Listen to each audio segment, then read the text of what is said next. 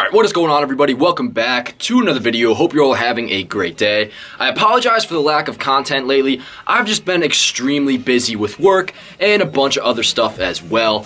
But with the postseason starting soon, for the Yankees it starts on Tuesday, I figured it'd be a good idea to come on here and discuss with you guys my predictions for what the Yankees lineup will be 1 through 9. And I'll also throw a little bit of an analysis up for each player as well. Now, what I want you guys to do, because I know you're probably going to disagree with me, and that is fine, drop a comment down below on what you believe the Yankees lineup should be and where you think I went wrong. Also, a little disclaimer, the graphics on this video, they contain stats that were made a few days before the end of the regular season, so they might be a little bit off, so just don't be thrown off by that. Enjoy the video, guys. Leading off at second base, this one obviously is a guarantee. It's DJ LeMahieu. LeMahieu has followed up his great 2019 season with production even better this year. As of this recording, he's already clinched the American League batting title with an average of .359. He's also hit 10 home runs and sports a weighted runs created plus over 160, placing him once again in the conversation for AL MVP. DJ at leadoff needs no explaining, as he's excelled at this spot ever since being put there in 2019.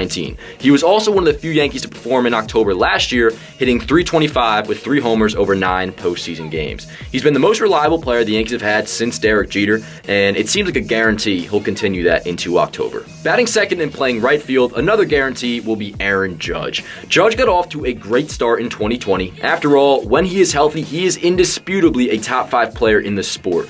Prior to landing on the injured list, the 28-year-old led all of baseball in just about every offensive category. He had 9 home runs, 20 RBIs, a .758 slugging percentage, and a weighted runs created plus of 190. He just now seems to be close to finding his stroke at the perfect time as October nears. He'll look to continue his career of postseason success. Over 27 games, he owns a 144 weighted runs created plus with 8 homers, which is third most in Yankees history through 100 plate appearances, right behind Reggie Jackson and Lou Gehrig. For the number 3 spot, I'm going to hope the Yankees bat their other AL MVP candidate, Luke Voit, in between Judge and Stan, although most indications show that won't be the case. Regardless, Voit has been an absolute monster this year, and really ever since he came to the Yankees in 2018. He currently leads all of baseball with 22 home runs, has a weighted runs created plus over 150, and has been one of the few Yankees to remain on the field this year. Despite dealing with foot stuff, Voit's played in over 90% of the Yankees games and has been their most consistent bat outside of DJ LeMahieu. Voit should hit third, but if he doesn't and bats cleanup, you gotta feel confident in his ability to produce in the postseason. Speaking of the cleanup spot, that is of course where I'd like to see Giancarlo Stanton. Similar to Judge, Stanton is a force when healthy. However, and on a much bigger extent, he hasn't been able to stay on the field for a full season. Besides 2018, when he played in 158 games, Stanton got off to a torrid start in the beginning of the year, but then of course landed on the IL. Since his return, his at-bats haven't looked great, but his presence in the lineup alone is valuable. You can bet your life savings Stanton will be batting in the heart of the order, at least in the beginning of October. Batting 5th and playing center, this is a decision I've been back and forth on. I got Aaron Hicks. It's been a weird year for Hicks, that is for sure. At first glance, you see he's hitting just .230, and you think he's not having a good year. But in fact, he sports an on-base percentage over .380, which has largely led to his 128 weighted runs created plus this season. Remember, a league average weighted runs created plus is 100. So Hicks being at 128 means he's been 28% better than a league average offensive player in 2020. Although his power has been somewhat down, Hicks being a switch hitter, along with the fact that he's been swinging the bat better as of late, is enough reason to put him at 5th in the order. A lot can change in October though, and quickly. So if he struggles early, do not be surprised if he's dropped sooner rather than later. In the 6th spot and playing shortstop, I have the 23-year-old Gleyber Torres. Now, I'm not going to sit here and put lipstick on a pig. It's been a down year for Gleyber all around. Not only has he struggled with the bat, his defense has just looked brutal. And what's worse is that the plays he's not making seem to always be the routine ones.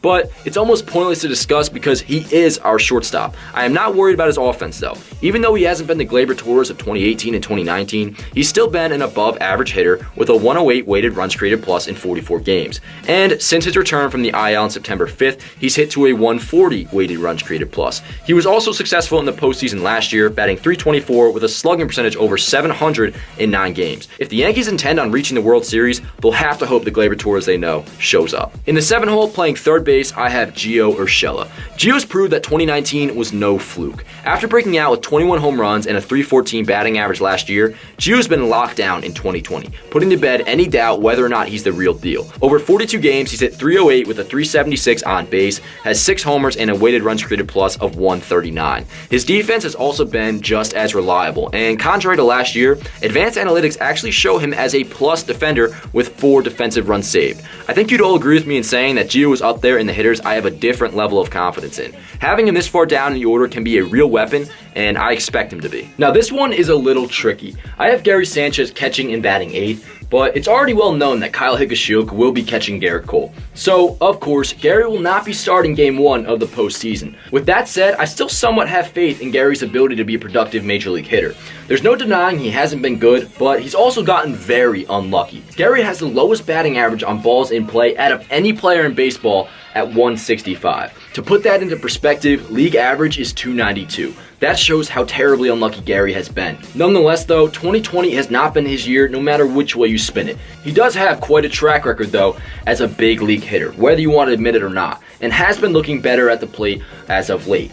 Who knows, maybe Gary will be scary again come October. Rounding out the order at the number 9 spot, playing left field will be Clint Frazier. After years of being the odd man out when he could have been starting for many other teams, Clint seems to have finally been cemented in the Yankees' everyday lineup. Boone has already said he will continue to be a regular going forward, and for obvious reason. Over 39 games, Clint has an OBP just below 400, slugging over 500, a weighted runs created plus of 149, and most notably, his defense has not only improved, he's become a plus defender in the outfield with 3 defensive runs saved. This might be wishful thinking, but I'm saying it right now. I think Clint Frazier will be one of the Yankees' most productive hitters this postseason.